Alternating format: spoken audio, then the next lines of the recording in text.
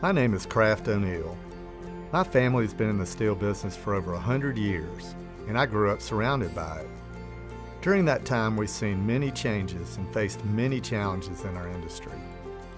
Our record of success has come through navigating the opportunities that hard work brought our way, by embracing amazing advances in technology, as well as the efforts of the exceptional people we've been privileged to work with. A company doesn't make it past 100 years without the dedication and support of its employees, customers, suppliers, and shareholders. It's a history that I'm proud of and something that lives in everything we do. It's a journey we are still on and stretches back to a time long before me. A rich history that has moved hand in hand with the story of our country, a story that builds the foundation of who we are today.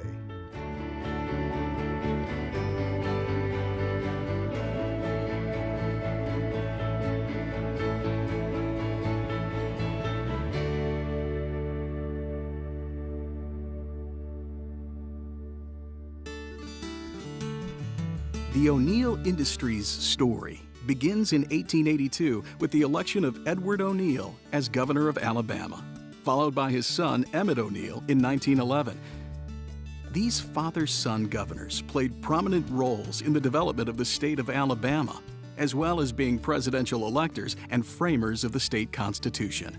Emmett played a key role in the development of the steel industry in the South, with many believing that his speech to the 1911 Chamber of Commerce of the state of New York turned the tide for a southern region still reeling from the blows of Reconstruction after the Civil War. Emmett sat next to legendary industrialist J.P. Morgan, who was so impressed with Governor O'Neill that he told O'Neill, "You have set your state ahead by 25 years. We're going ahead with our improvements in Birmingham." Morgan spoke for U.S. Steel in those days, and his was the final word. After the governors set examples of hard work and perseverance for future generations, Kirkman O'Neill, Governor Emmett O'Neill's son, started to carve out a path of his own. Kirkman was among a class of 106 to graduate from the U.S. Naval Academy and served as a lieutenant in the Navy during World War I from 1917 to 1919. His career began in the shipyards of U.S. Steel and Ingalls Iron Works, gaining him experience in metal fabrication before deciding to strike out on his own. In 1921, Kirkman saw an ad calling for investors in a small metal fabrication shop in the West End of Birmingham. Sensing an opportunity, he borrowed $2,000 to invest in Southern Steel Works, later buying out his partners, and began to build a business that would one day become O'Neill Steel. But as soon as the company began to thrive, the Great Depression hit. Forced to downsize, he was able to hold the fledgling business together, riding out the downturn by eking out an existence and holding on to his employees. His determination paid off, and as conditions improved, so did the company's fortunes. In 1937, Southern Steel Works added a steel distribution division, one of the first in the South, and in 1939, sensing an impending war with Germany, the U.S. government began spending money that improved the company's fortunes, sending Southern Steel Works large orders for fabricated steel, for buildings at Army and Navy bases, as well as materials for a 16,000-ton dry dock. And then, without warning, a new front opened. The bombing of Pearl Harbor on December 7, 1941, entwined the company further into the history of the U.S. Kirkman already had plans for a newer, more modern plant in East Birmingham, and it was just what was needed to help America hold its own in the Two-Front War. With the permission of the armed forces, Kirkman proceeded with the facility, and within 6 months of breaking ground in 1942, was shipping 100-pound bombs and parts for superstructures and gun platforms for the war effort. By the time the war ended in 1945, Southern Steel Works employed over 1,300 men and women, and bomb production had increased to over 60,000 per month, double what any other plant in the country was doing. The company was recognized as the largest producer of bombs for the U.S.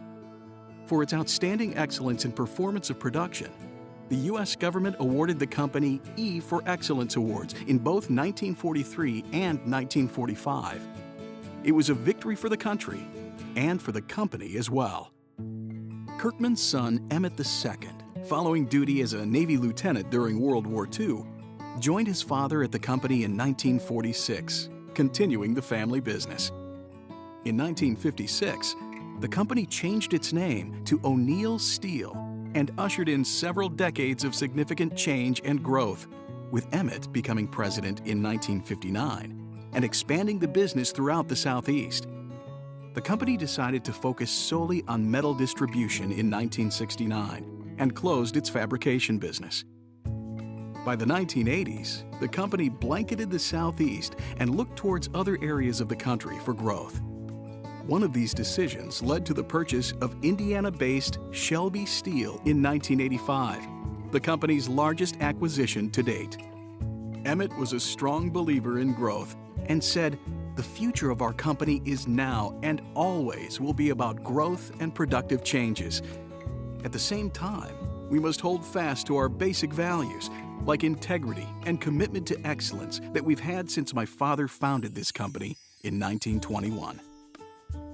By acquiring successful companies with similar cultures, matching values, and strong employee and management teams, O'Neill grew its family of companies, along with its ability to further meet the needs of its customers and diversify its offerings, starting with an international expansion in 1998 with O'Neill de Mexico, the first business outside the United States.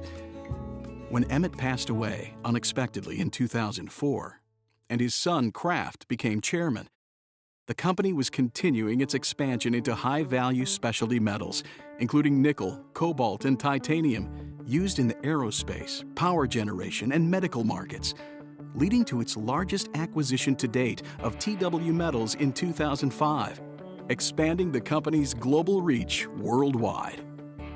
The continued broadening into high-value products and new markets fueled growth and led to the 2008 creation of parent company O'Neill Industries, or ONI, to provide a comprehensive corporate umbrella. Further acquisitions grew the family of companies, and realignments streamlined the operations. And in 2021, O'Neill Industries celebrated its 100th anniversary, a milestone for any company and a testament to the vision of the O'Neill family and the hard-working people who worked alongside them. What can be said of a company whose resilience has lasted over 100 years? For over a century, O'Neill Industries has adapted to the changing world around us, embracing and furthering technological change, and always looking ahead to whatever the future holds. Nurtured throughout by both care and business acumen, conducted with the highest degrees of integrity, fairness, honesty, and reliability. It is a philosophy that guides each ONI company, because we are all family. My father, Emmett, had a particular fondness for an enormous magnolia that had been planted back in 1946 outside of our old offices in Birmingham. It had grown with the company, and when in bloom was a thing of rare beauty. But the tree was in the way of a much-needed new road. My father insisted on saving the tree by moving it across the street next to the new corporate office.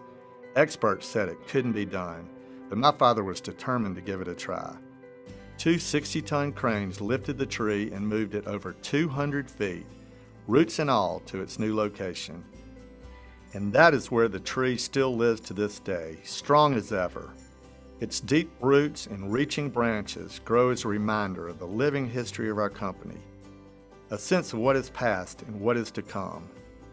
My grandfather had a Latin phrase he liked to use, difficultas ne deterrem. Difficulties do not deter us, and they don't. O'Neill Industries is not just a family of companies, it's my family. And for as many years as we've been in business, we're just getting started. With fresh thinking, always looking ahead and preparing for the future. Even after 100 years, we continue to feel small enough to treat you like family, but big enough to get the job done.